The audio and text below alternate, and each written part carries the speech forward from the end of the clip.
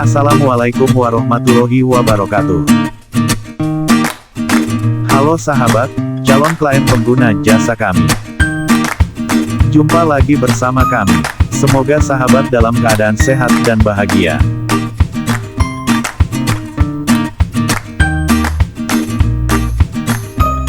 Pada video kali ini, kami akan memberikan informasi mengenai serba-serbi atap dak, dan bagaimana perlakuannya untuk mengurangi kerusakan pada atap dak beton. Saat ini banyak yang menerapkan konsep hunian minimalis. Salah satu jenis atap favorit yang sering diaplikasikan adalah atap dak beton. Alasannya karena hunian minimalis cenderung memiliki desain yang minim ornamen, baik dari eksterior maupun interior.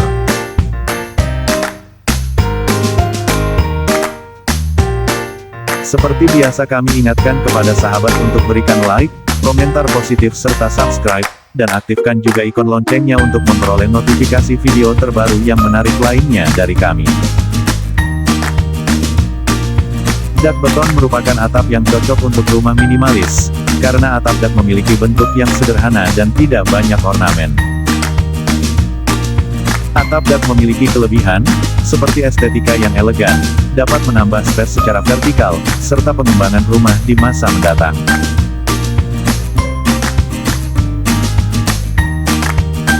Banyak para arsitek yang mulai menerapkan konsep rumah tumbuh, dengan menerapkan atap dak pada rumah, misalnya dengan bangun bertahap, dan nantinya dapat menambahkan ruang ke atas. Selain itu keuntungan menggunakan atap dak yaitu, atap ini memiliki kemiringan yang sangat kecil, sehingga penggunaan material lebih sedikit. Bagian atas dapat menambahkan ruang untuk menanam, menjemur, atau lainnya. Sehingga menjadi multifungsi. Namun, permukaannya yang datar, hal ini menyebabkan air mudah menggenang, meskipun memiliki sedikit kemiringan. Apabila dibiarkan, maka akan menyebabkan genangan dan terjadi kebocoran, sehingga perlu membersihkan atap secara rutin.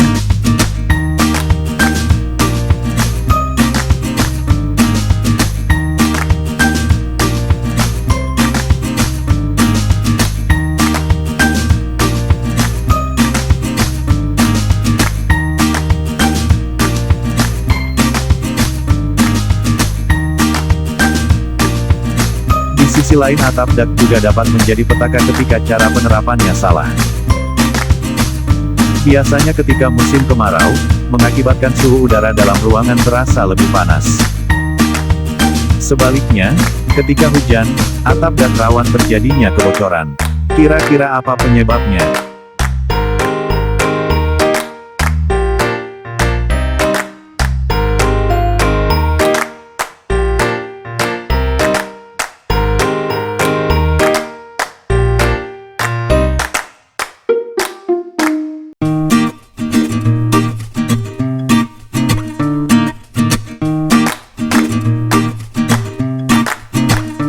Sebelum menjelaskan lebih jauh, perlu kita ketahui, atap dak juga banyak diterapkan pada rumah-rumah di negara 4 musim. Namun kualitas material serta metode pengaplikasiannya mungkin akan berbeda. Atap dak menjadi tren di masyarakat, terutama karena sempitnya lahan perkotaan. Di era 80-an, atap ini banyak diterapkan pada gedung perkantoran. Namun sebenarnya, desain ini sudah lama dikenal terlebih dahulu di negara-negara beriklim subtropis yang curah hujannya rendah.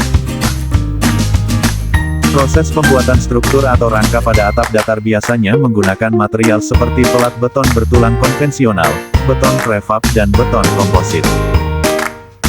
Untuk mengantisipasi dari kebocoran, maka dapat diberikan pelapis khusus untuk atap dak beton. Salah satu pelapis yang saat ini mulai dikenal adalah pelapis bitumen. Pelapis bitumen selulose menjadi material pelapis atau penutup atap yang sedang populer saat ini. Salah satu produk yang menyediakan pelapis bitumen yaitu ondulin yang bersifat tidak mudah retak.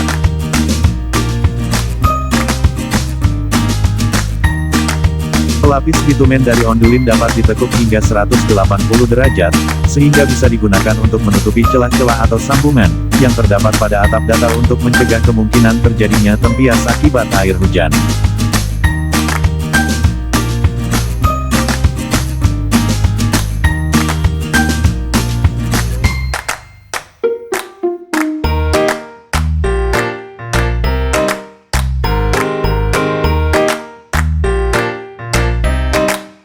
Sebagian orang menganggap atap dak beton kurang layak untuk diterapkan di Indonesia. Karena Indonesia memiliki curah hujan tinggi, sehingga rawan terjadi kebocoran. Penyebab kebocoran biasanya disebabkan oleh beberapa faktor, seperti tidak diberikan waterproofing, adanya keretakan, adonan beton yang kurang berkualitas atau lapisan beton masih terlalu tipis. Dikutip dari ekonomi.okezo.com, dalam pembuatan dak beton, maksimal diberi kemiringan 10 derajat. Fungsinya adalah agar air hujan dapat dialirkan dan tidak menggenang. Lalu bagaimana ketika sudah terlanjur bocor? Langkah awal yang dapat dilakukan yaitu membersihkan bagian permukaan atas atap dak, dari lumut dan kerak yang mengotori atap dak. Setelah itu pada bagian yang retak, poles dengan menggunakan pelapis anti bocor, kemudian lapisi dengan serat fiber pelapis anti bocor, sebanyak 2 atau 3 kali. Untuk memberikan kekuatan pada bagian yang bocor, lanjut dilapisi plesteran semen yang sebelumnya telah dicampur dengan pelapis anti bocor, yaitu setebal 4 cm. Setelah itu melakukan perbaikan atap dak beton bagian bawah. Biasanya ketika terjadi kebocoran, bagian bawah akan timbul jamur yang membuat bagian langit-langit rumah kotor.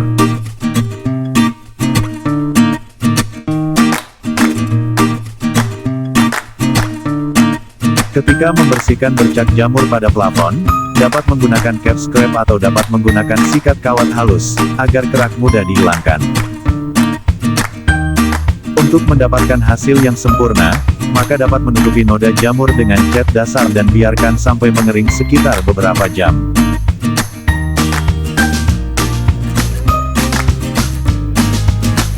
Setelah itu poles area dak beton bagian bawah dengan cat finishing sebanyak 2 kali. Dikutip dari ekonomi.okezo.com, pada pengecatan pertama, cat finishing perlu dicampur dengan air sekitar 10%. Sementara di pengecatan kedua, cat dicampur dengan jumlah air 20%. Perlu kita ketahui juga, sebelum akan membuat dak beton, kita perlu memilih mutu beton dengan kuat tekan yang tinggi, yaitu mengandung semen yang lebih banyak.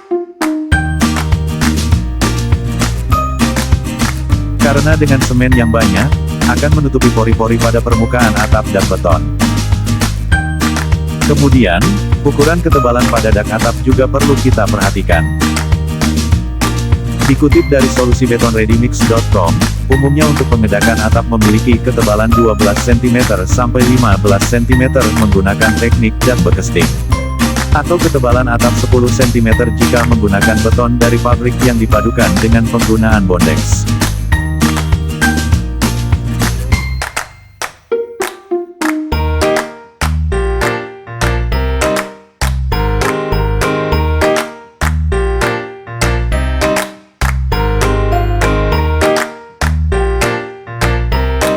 Kami dari tim Mulia Arsitek, dapat menjadi mitra sahabat dalam menyelesaikan kebutuhan properti sahabat, khususnya di daerah istimewa Yogyakarta dan sekitarnya. Jika sahabat memiliki kendala dalam mencari mitra untuk menyelesaikan konstruksi rumah atau interior Anda, kami bisa menjadi mitra sahabat.